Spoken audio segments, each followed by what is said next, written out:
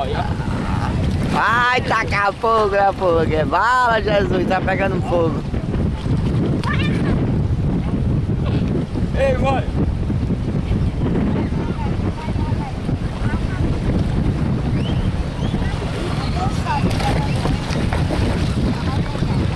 Ele, filma aí a Iracema saindo da praia. Vai.